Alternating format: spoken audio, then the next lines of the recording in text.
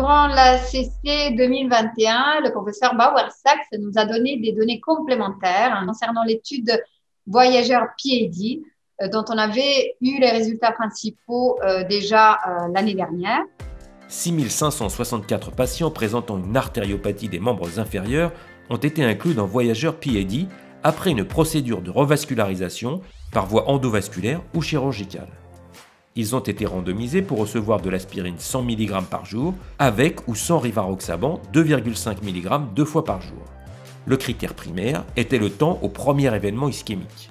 Ces données présentées cette année nous montrent que beaucoup de patients, en fait environ 25% des patients présentent un événement du critère principal, qu'il y a 1614 patients qui ont présenté un événement sur les 6500 dont je vous parlais.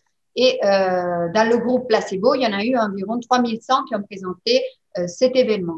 On a une réduction de cet événement principal de environ 14% parce qu'on a un hazard ratio de 0,86. Donc, on a ce traitement anticoagulant en plus que l'antiplaquettaire de fond des patients qui paraît assez intéressant dans la réduction globale de ce risque vasculaire, cardiovasculaire de ces patients. À signaler que dans ce critère principal, une réduction globale du risque cardiovasculaire qui était essentiellement drivé par les événements sur le membre inférieur, donc que ce soit l'ischémie aiguë, que ce soit la revascularisation et l'amputation de membres par rapport au reste des événements. Oui, il faut se rappeler que Voyager PID s'intéresse à des patients qui sont finalement des patients à très haut risque. Je dirais même que ce sont les patients qui présentent le plus haut risque.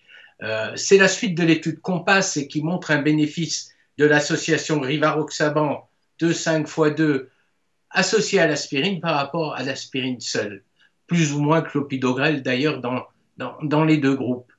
Ces résultats portent sur l'ensemble des événements cardiovasculaires, mais sont tirés par les événements liés à l'aggravation de la situation des membres inférieurs, au risque d'amputation, au risque d'ischémie aiguë.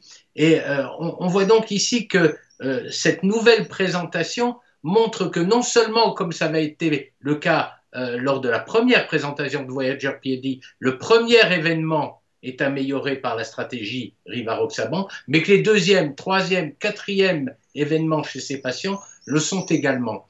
Alors, il faut bien noter qu'on n'a aucun traitement spécifique chez ces patients, qu'on n'a pas de traitement qui ait montré un bénéfice et qu'ici, cette association, malheureusement, dont on ne dispose pas en France à l'heure actuelle, on se retrouve dans le même cas que la trithérapie, eh bien, elle apporterait un bénéfice qui est important, c'est un bénéfice net avec une balance bénéfice sur risque hémorragique qui est tout à fait favorable et que cela permettrait certainement un bénéfice chez ces patients.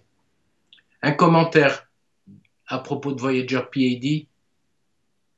Atul peut-être?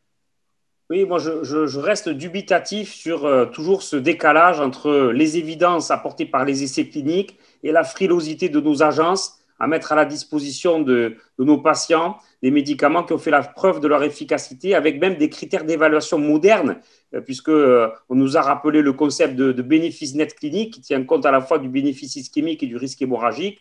Ce qu'on vit avec ces médicaments, c'est ce qu'on a vécu pendant quelques temps avec les inhibiteurs de SGLT2, c'est un éternel problème de ne pas avoir la possibilité de bien traiter les patients avec un véritable avantage sur des critères durs de morbimortalité.